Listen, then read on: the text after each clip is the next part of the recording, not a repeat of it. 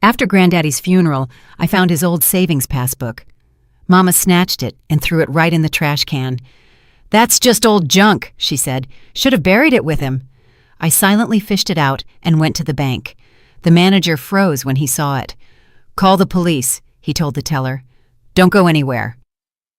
Ezra Vance lived to be 89, and he spent 40 of those years in the same office on the 3rd floor of the administrative building at the Detroit Auto Assembly Plant.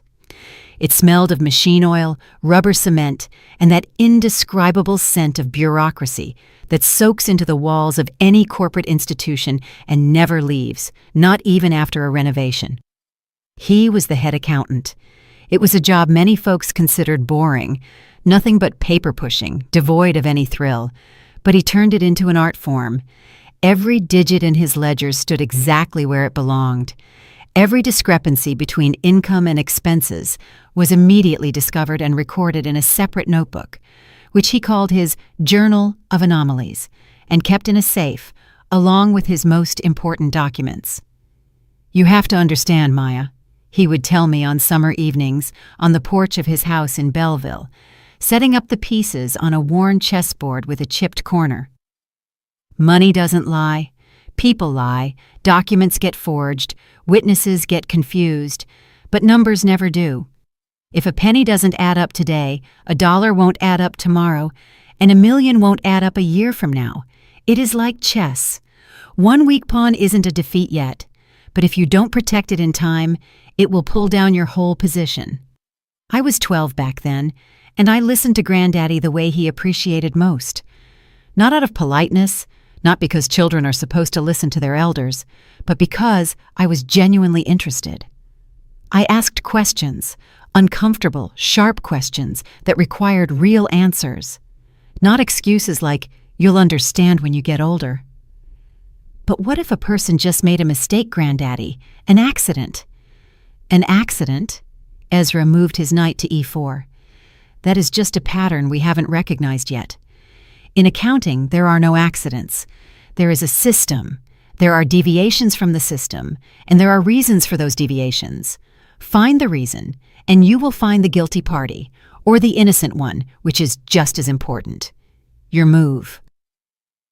I would frown over the board, biting my lip, going over the variations. Granddaddy saw something in me that he didn't notice in the rest of the family. A stubborn honesty, an inability to accept an answer just because an adult gave it. His son Marcus, my father, was a good man, kind and decent, but soft. Too soft for the woman he married, too ready to believe in the best where he should have been preparing for the worst. And his grandson Darius, my brother, knew how to say the right words and make the right face from childhood, but his eyes always remained empty. Granddaddy had long stopped trying to find anything in them other than calculation. "Granddaddy, why do you play chess and not cards?" I asked once. "Cards are more fun. There's a thrill." "In cards, there is too much chance," he answered, taking my rook with his knight. "But in chess, everything is honest. Both sides see the whole board. No hidden cards, no surprises. The one who thinks better wins. Mate in 3 moves, by the way." In 1995, when Ezra's parents sold their brownstone in Philadelphia, the one where he grew up and left 30 years prior to work in the factories, they moved in with him to live out their final years. He accepted the money from the sale not as an inheritance, but as a responsibility, like a baton in a relay race that cannot be dropped. His mother, whose eyesight was failing and who confused the days of the week, squeezed his hand on the threshold of the Belleville house and said in that voice people use for the most important things, "You, Ezra, are smart. You will keep it safe." His father had saved all his life to have something to leave behind. "You will preserve it and make it grow." And he did preserve it. The Great Recession of 2008 swept through the country like a wildfire through dry brush, burning up savings and hopes. People lost everything overnight. 401ks turned into dust, and home values plummeted to nothing. On the television, politicians with shifting eyes explained that no one was to blame and everything would work out for the best. But Ezra, 3 months before the crash, had moved most of his savings into secure bonds and stable assets. Not because he knew about the coming collapse, and not because he had connections in Washington, but because he knew how to read numbers. The Federal Reserve reports, which he studied out of habit like other folks read the sports section with their morning coffee, showed such deviations from the norm, such impossible ratios between reserves and debts, that any literate accountant should have been alarmed. "You're lucky, Ezra," his neighbor Mr. Jenkins told him. Jenkins had lost all his savings in August, including the money set aside for his granddaughter's wedding. "You were born with a silver spoon." "What does luck have to do with it?" Ezra replied, pouring him a drink at a wake for other people's money, for other people's hopes, for a whole country that had once again been deceived by the banks. "You just had to read the documents. It was all written in black and white, only nobody wanted to look. By 2011, when a heart attack took my father Marcus right at his workplace, he died behind the wheel of his company car, not even having time to pull over or realize what was happening. Ezra's accounts held over $800,000. Smart investments, deposits with good interest rates in reliable credit unions, and a small but stable income from a rental property in Detroit that he had been leasing to the same family of teachers since '87. For a retired factory worker, this was a fortune capable of ensuring a comfortable old age for many years. For a man used to counting every penny and knowing where it came from, it was the sum of 40 years of work, the materialized proof that honesty and calculation win. My mother, Loretta, appeared at her husband's funeral in a severe black dress and with the correct expression on her face. Not too crushed by grief to cause distrust, but mournful enough so no one would doubt the sincerity of her feelings. Ezra watched his daughter-in-law over his own son's casket and thought about what Marcus had told him once in passing, over a drink when he was already quite tipsy. It was a strange story about the inheritance from Loretta's mother in Cleveland. $150,000 had evaporated somewhere between the old woman's death and the filing of the documents. Loretta's sister suspected something, even threatened to sue, but couldn't prove anything. The papers were in perfect order, and the deceased had allegedly disposed of the money herself shortly before she died. "Ezra," Loretta said after the repast, clearing the dirty dishes from the table with the businesslike dexterity that distinguishes practical women from sentimental ones, "I'm going to look after you now. You are all alone left, completely alone in this big house, and at your age, you shouldn't be without supervision." "I am not at that age yet," he answered, looking her in the eye and trying to read what was hiding behind the mask of the caring daughter-in-law. "Oh, come now, I don't mean you're feeble.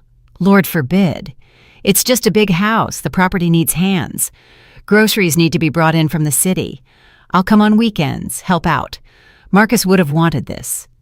A correct, rehearsed smile froze on her face, and Ezra saw behind it what others didn't see or didn't want to see.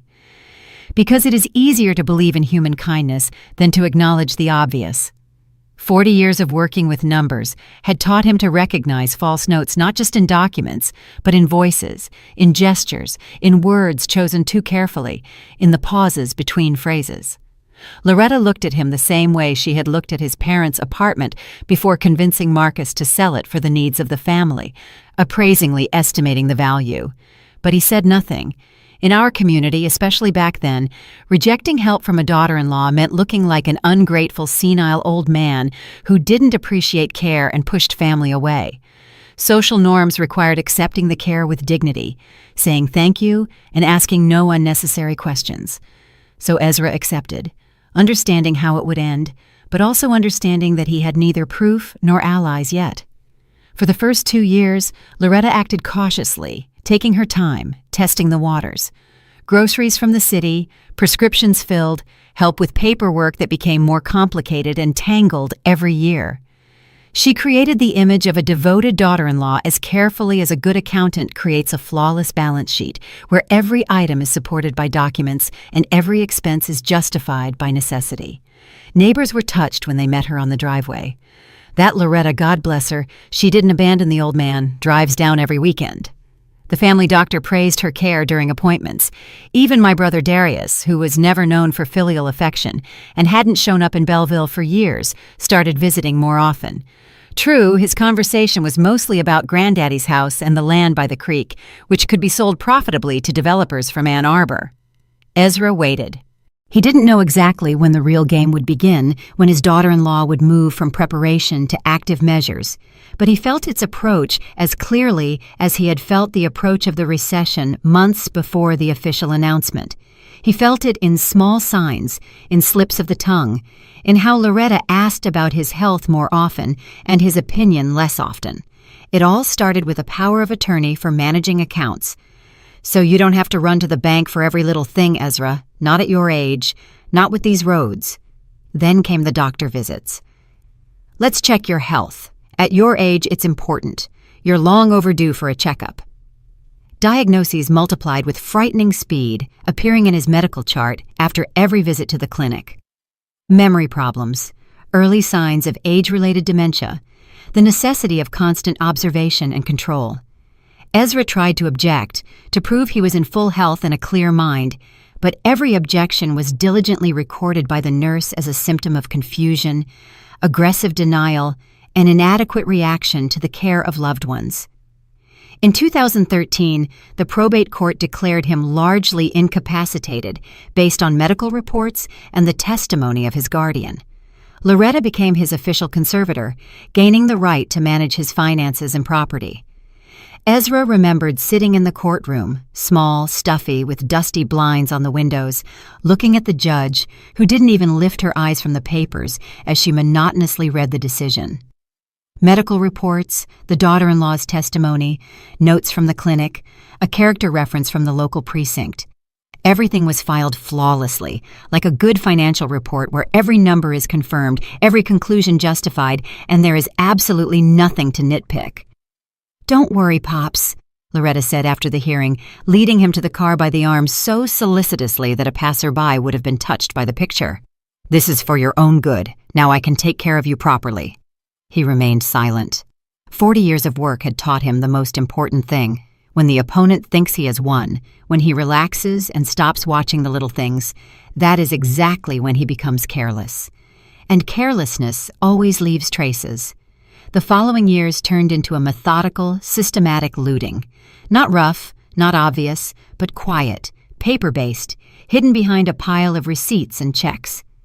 Money left the accounts by the thousands. First for treatment and necessary procedures, then for urgent repairs to the house and replacing the heating system, then simply without explanation, because a conservator has the right to dispose of the ward's funds at their discretion. Ezra kept records in an old notebook he hid under his mattress, shoving it deep against the wall. Dates, amounts, document numbers, discrepancies between what Loretta said and where the money actually went. He couldn't stop the theft. The court decision had stripped him of that possibility, but he could document it.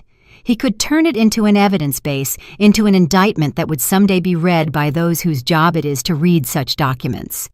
Meanwhile, Darius opened a company called Huron Investments with a loud name and a vague line of business. He rented an office in Detroit and bragged during his rare visits to Granddaddy about successful ventures and promising projects. Ezra recognized his own money in these investments by the transfer amounts, by the dates, by how precisely they coincided with the disappearance of funds from his accounts. I visited rarely. Mom always found a reason why now was a bad time. "Granddaddy needs rest," the doctors insist. "He had a hard day. Better not disturb him. He won't recognize you anyway. You'll just get upset." But when I did manage to break through these barriers and arrive without warning, giving Mom no time to prepare, Ezra saw in my eyes the same bewilderment he had felt 15 years ago looking at Loretta. Something is wrong here. Something doesn't add up. The penny isn't in its place.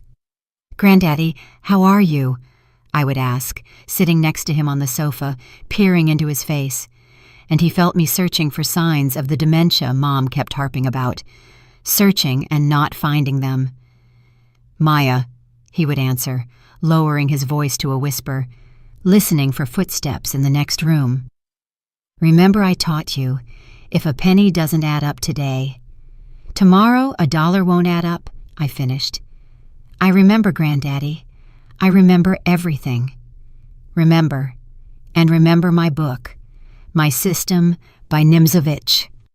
In 2014, while Loretta went to Detroit to file yet another authorization to manage his property, Ezra convinced his neighbor, Old Man Rivers, an old fishing buddy he could still trust, to drive him to Monroe.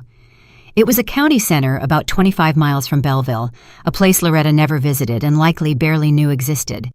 There, in a small bank branch with a single window and a line of 3 elderly ladies, he opened a new account and transferred $800,000 into it. Everything he had managed to save before losing control of his finances. Everything left from 40 years of labor and his parents' inheritance.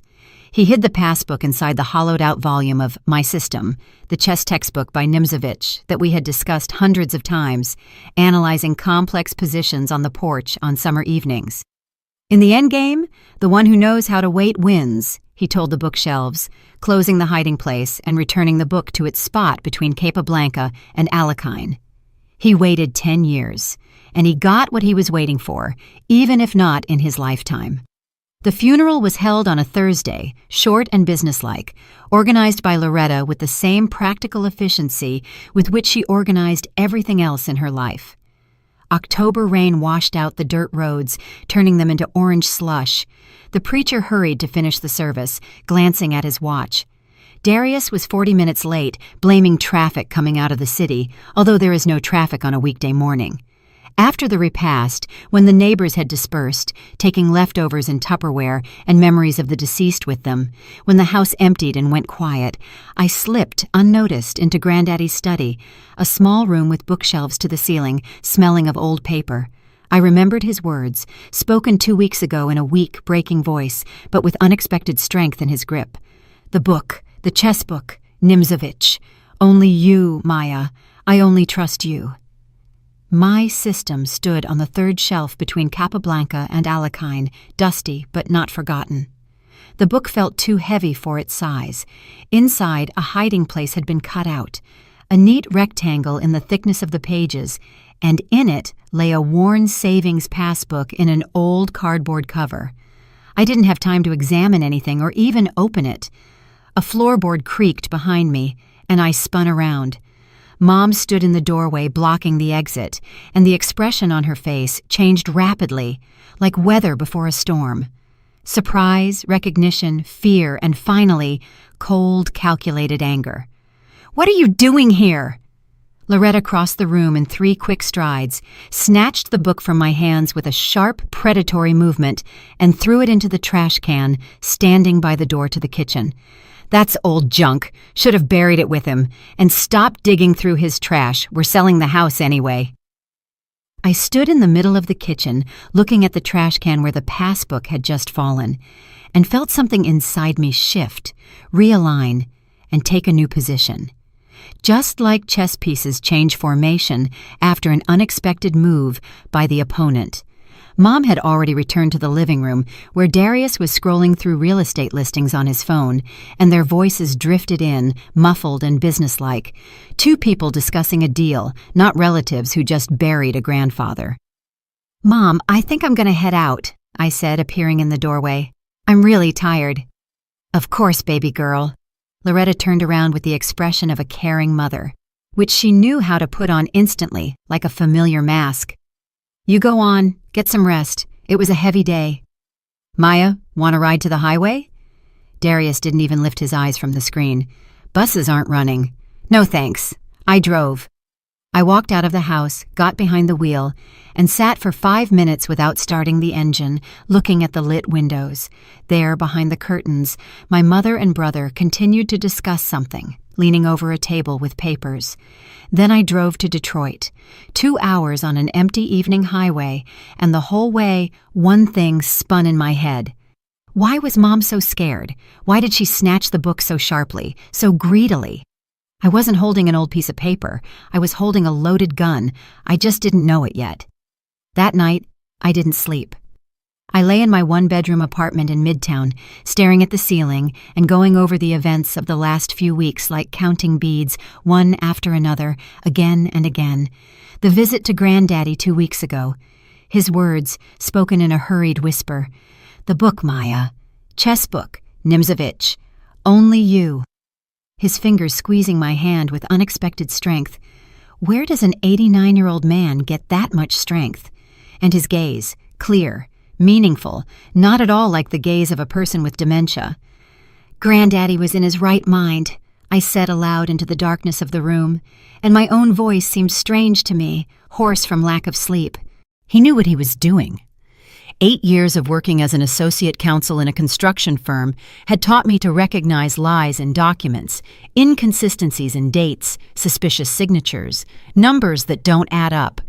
But now I was applying these skills to my own family, and it made me feel sick, like seasickness. Why did Mom get angry instead of just waving it off? If the passbook really was junk, a useless piece of paper from the last century, why snatch it with such fury? Why throw it in the trash immediately? A normal reaction to an old passbook is indifference, mild irritation, at most, a condescending chuckle. Granddad completely lost his mind saving all this trash. At 3 a.m, I got up, got dressed, and left the apartment. My car, a beat-up Chevrolet that made a sound like a dying animal every time I turned left, started on the 3rd try and rolled through the empty streets toward the freeway. 2 hours of night driving. Headlights snatched lane markers, rare signs, and silhouettes of trees on the shoulder out of the darkness. I thought about Granddaddy, about how he taught me to play chess on the porch, about his favorite saying regarding the penny that doesn't add up, about his professional meticulousness as an accountant for whom every digit must have an explanation. 40 years at the plant, not a single error in his reports. A reputation as a man who sees discrepancy where others see order. Such a man wouldn't hide a bank book and a chess book for no reason, out of senile whim. "Look 3 moves ahead," he used to tell me, moving his queen. "Think. Why did the opponent make this move? What do they want? What are they afraid of?" What was Mom afraid of? I arrived in Belleville at 5 a.m. when the sky in the east was just beginning to turn gray, filling with that cold pre-dawn light that only happens in October, transparent and merciless. Granddaddy's house stood dark and silent, with curtains drawn. The spare key lay under the 3rd step of the porch, our secret, which Mom never knew about. I entered, trying not to make the floorboards creak, although there was no one in the house. Loretta and Darius had left yesterday evening right after me. The trash can stood in the kitchen, full to the brim. Napkins, apple cores, leftovers from the funeral potato salad, some papers. I squatted down and started digging through the contents, feeling ridiculous. 31 years old, a law degree, and here I am digging through garbage at 5 a.m. like a stray cat. The passbook lay almost at the very bottom, pressed down by a crumpled newspaper and potato peels. I pulled it out, wiped it on my coat sleeve, and examined it carefully for the first time. The cover was old and worn, a typical old-school savings book, millions of which gathered dust in the drawers of senior citizens. But the account number inside looked strange. Too long, a purely modern format, nothing like the numbers they printed in the 70s or 80s. And then I found the note, a tiny piece of paper, folded several times and shoved into the spine of the binding so deep you wouldn't notice it by accident. Granddaddy's handwriting, small and neat, the way he signed all my birthday cards. Account number 42307, Emster 817.564328. Request, full history. Trust no one in the family. Only you, baby girl. Baby girl. That's what he called me in childhood when we sat over the chessboard and I was losing yet again. And he would comfort me. "It's all right, baby girl. You'll get it next time." I photographed everything, the passbook, the note, the account number, and immediately uploaded the pictures to cloud storage. Legal practice had trained me in paranoia. Originals disappear, files get deleted, but cloud copies with a timestamp are evidence that is hard to dispute. Returning to Detroit, I went to sleep at 7 a.m. and woke up to a phone call at 10. Mom. Her voice was soft, caring, with those cooing intonations I remembered from childhood. "Maya, honey, how are you? Yesterday was a hard day, I know. Did you get some rest? More or less. That's good. That's wonderful. Pause. A slight cough. You didn't take anything from Granddaddy's house, did you? We need to keep everything for the appraisers, you understand? Before the sale. Every little thing can affect the price. I only took the chess book, I answered. For a keepsake. Pause. Longer. Tense. Okay, of course. Just listen, Maya. Don't take to heart everything Granddaddy said lately. He wasn't well, you know that. The doctor said progressive dementia. He said such nonsense sometimes. Poor thing. He was completely out of it. I remember, Mama. Good girl. At 7 in the evening, Darius called. For the first time in 6 months, not counting the obligatory Happy New Year texts. His voice was buddy-buddy, relaxed, as if we talked every day, as if those months of silence hadn't happened. Maya, hey, listen, Mom and I talked everything over. She's going to handle the house. There's a lot of red tape there. You know how she loves that stuff. I'll put my lawyers on the land issue. We can make a nice profit if we structure it right. You don't need to worry about anything at all. We'll handle it all. Thanks, Darius. Don't mention it. And hey, Maya, you know Mom, don't argue with her unnecessarily. It's not worth it. You'll just fray your nerves, and for what? 2 calls in one day, separated by 9 hours, too precise for a coincidence. I recorded both on my voice memo app. Thankfully, Michigan is a one-party consent state for recording conversations you participate in. Mom was playing the caring parent. My brother was playing the voice of reason. A classic scheme. One presses on emotions, the other on logic. I saw this at work when a CEO and a CFO synchronously explained to auditors why the numbers in the reports didn't match. The next day, I took a personal day. In 8 years of work, I had almost never used my vacation time, so my boss didn't object. I drove to Monroe, a small town 25 miles from Belleville. 1 traffic light on the central square, a diner across from the courthouse, a bank branch in a 2-story building with a sign faded by the sun to total unreadability.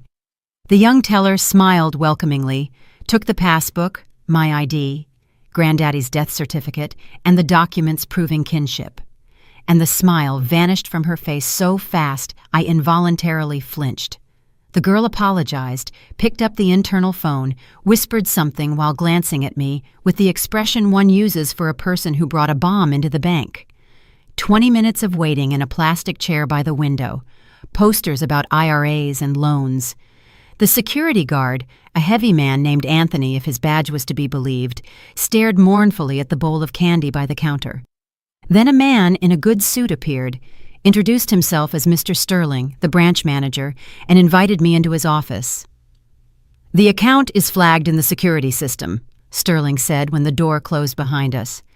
"It wasn't opened in the old days, as one might think from the cover, but in 2014, current balance." He took a piece of paper, wrote a number, and slid it across the desk. I looked at the number and made a sound I couldn't describe myself. Something between a sob and a laugh. $1,850,000, belonging to a grandfather who lived in a country house and wore the same work jacket for 20 years. "There is something else," Sterling continued, and his face became completely grim. "In 2018, someone tried to access this account with a power of attorney. The signature on the document did not match the specimen in our archive. The name on the power of attorney was Loretta Vance." 3 days later, a stranger called me. An elderly voice, but firm, with the intonation of a man used to speaking in courtrooms. "Maya Vance? My name is Elijah Thorne, attorney at law. Your grandfather and I played chess for 40 years. He left me instructions to contact you after his death once you found the passbook. I assume you found it." Thorne's office was located in an old house in Corktown. Creaky stairs, high ceilings, the smell of old law books. On the wall hung a photograph. Granddaddy and Thorne over a chessboard, both about 30 years younger, both smiling. "Ezra never made baseless accusations," Thorne said, laying a thick folder on the desk. "He came to me with documents. For 4 years, we collected this dossier." I flipped through the pages, and Granddaddy's voice sounded in every line. His handwriting, his phrasing, his accountant's precision. Copies of powers of attorney next to samples of his real signature. Bank statements with notes. Did not authorize. Signature forged. A log of every suspicious transfer. And a separate page with notes about my brother's company, Huron Investments, through which over $500,000 had passed in 5 years. Darius had signed the documents. He knew the origin of every dollar, and at the very end, a short note dated 2003, written in Granddaddy's hand. 1997. Loretta tells Marcus about difficult relationship with her mother. 2002. Mother dies. Marcus mentions oddities with inheritance. Quickly goes silent. 2003. Loretta buys a car, does renovations. Where is the money from? I looked up from the yellowed paper at Thorne, who sat opposite, hands folded on the desk, patiently waiting for me to digest what I had read. Outside his window, Michigan Avenue hummed. Buses, voices of passers-by, the usual Detroit bustle. But here, in this room with high ceilings and the smell of old books, time had stopped somewhere between 2002 and today. He knew, I said finally. He knew about Grandma, about Mom's mother. Ezra Vance noticed everything. Thorne nodded. It was his profession to see discrepancies. When your father once mentioned the oddities with his mother-in-law's inheritance, your grandfather remembered and started watching. He never drew conclusions without proof, but he knew how to wait. Detective Hooks, a woman who had been handling economic crimes for 15 years, told me things at our first meeting that burned into my memory for a long time. Financial fraud against the elderly is an epidemic, and the perpetrators are almost always relatives. The victims are trapped. They depend on those who rob them. They love those who hurt them. When they try to tell the truth, no one believes them. The investigation gathered momentum. Hooks tracked the money trail with the persistence of a hound dog that caught a scent, and she found interesting things. Darius Vance turned out to be not just a son receiving pocket money from Mommy. His LLC, Huron Investments, created in 2011, had funneled over $500,000. Allegedly investments, loans, consulting services. The money came from Loretta in small tranches to avoid attracting attention and was then cashed out or invested in real estate. Your brother signed the documents, executed the deals, made the transactions, Hooks explained at our second meeting, spreading copies of contracts on the table. He knew the origin of every dollar. This isn't passive receipt, this is active complicity. I looked at my brother's signatures under the contracts and remembered how he called me after the funeral. Don't argue with Mom, bragging about his investments and business sense. Darius, who had looked down on me all his life, the little sister with her head in the clouds with her books and chess. Turns out, while I was in the clouds, he was helping rob our grandfather. I need your help, Hooks said. Full cooperation. That means keeping your mouth shut. Don't warn your mother. Don't conflict with your brother. Act as usual. We need to make sure they don't destroy evidence or coordinate their stories. For 2 weeks, I lived a double life. I went to Sunday dinner at Mom's, ate her dry chicken and potatoes, listened to Loretta discuss real estate prices, and complain about the realtor wanting too big a commission. Listened to Darius talk about a promising project he planned to invest in. I smiled, nodded, asked for the salad recipe. Baby girl, I know we didn't always get along, Loretta said at one of those dinners, pulling me into the kitchen while Darius watched football. But we are family. Granddaddy would have wanted us to stick together. I looked into those caring eyes and saw a woman who had been robbing Granddaddy for 15 years, declared him insane, and was now trying to appropriate his house. I smiled back. Of course, Mama. Family is everything. Granddaddy taught me patience. In chess, the winner isn't the one who makes brilliant moves, but the one who doesn't make mistakes. Wait until the opponent slips up. On Thursday morning, Detective Hooks called, voice calm, businesslike. Maya, today we are executing the arrest warrants, both simultaneously at 7 a.m. I learned the details later. Loretta opened the door in her robe, cup in hand. Must have just woken up. Seeing the uniforms and badges, she lost control of her face for a moment, but quickly pulled herself together. "This is a mistake," she said in that reasonable tone she always used to persuade people. "My father-in-law was mentally unwell. It's officially confirmed. I cared for him for 15 years. We have 4 years of documented evidence," Hooks replied. "A notarized statement from the victim, bank records of attempted account access, handwriting analysis. This isn't a mistake, ma'am. These are consequences." At the same moment on the other side of the city, police entered Darius's office. He was in the middle of a meeting with partners discussing another investment project. When people in uniform walked into the conference room, his face turned an ashen gray.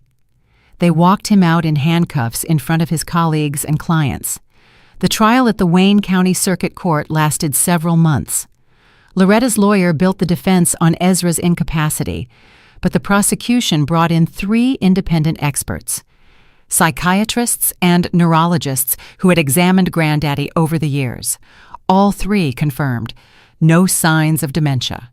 He was of sound mind until his last days. The decision to limit his legal capacity was based on false information provided by Loretta herself. In the middle of the trial, Darius's lawyer reached out to me through an intermediary, an offer. Darius was ready to testify against his mother in exchange for a lighter sentence. He claimed he was manipulated, that he didn't know the whole picture, that he was a victim too. I listened and replied, "Tell my brother that our grandfather taught me chess, and he used to say, 'Pawns don't negotiate.'" The prosecution also rejected the deal. The documents were irrefutable. The day of the verdict was a cold one in March. The courtroom was half empty. A few journalists from local papers, Detective Hooks, Attorney Thorne, and me. Before the reading, the judge allowed excerpts from the victim impact statement, Ezra's document from 2022, to be read. The court clerk's voice sounded monotone, but Granddaddy's words filled the room with a specific weight. "My daughter-in-law stole my money and my dignity. She convinced doctors I was losing my mind while she drained my accounts. She isolated me from the world, controlled my every step, turned my life into a prison. No one believed me, but I was not insane. I knew what was being done to me. I leave this record so that one day the truth will come out." I looked at my mother, sitting behind the defense table with a stone face, and didn't feel what I expected. No triumph, no gloating, only a quiet sense of completion. Verdict: Loretta Vance, 6 years in a state correctional facility. Darius Vance, 3 years, full restitution, asset forfeiture. 2 days later, I went back to Thorne's office. He took an envelope from the safe, my name written on it in familiar handwriting. "He asked me to give you this after it was all over," the lawyer said. "He was sure you would handle it." The letter was dated a month before Granddaddy died. My dear baby girl. If you are reading this, it means you found the passbook. It means you followed the trail, means you did exactly what I knew you would do. Your brother was always his mother's son. I watched him grow up adopting her values, greed, cunning, contempt for those he considered weaker. I hoped he would change, but hope is a bad strategy. An accountant shouldn't take even relatives at their word. Your mother never loved me. She liked what I represented: stability, a house, money. When your father died, she saw an opportunity in me. A lonely old man with money. She thought I was easy prey. She was mistaken. I understood her plan almost from the very beginning. 40 years I caught fraud at the plant. Did she really think I wouldn't notice my own money disappearing? But I was trapped. She got legal powers, convinced everyone I had lost my mind. Every time I tried to speak the truth, she tightened the noose. So I did what I do best. I documented. I prepared. I waited. Truth is patient, Maya. It knows how to wait longer than any lie. You were always different. You came to me not because you expected something, but because you wanted to.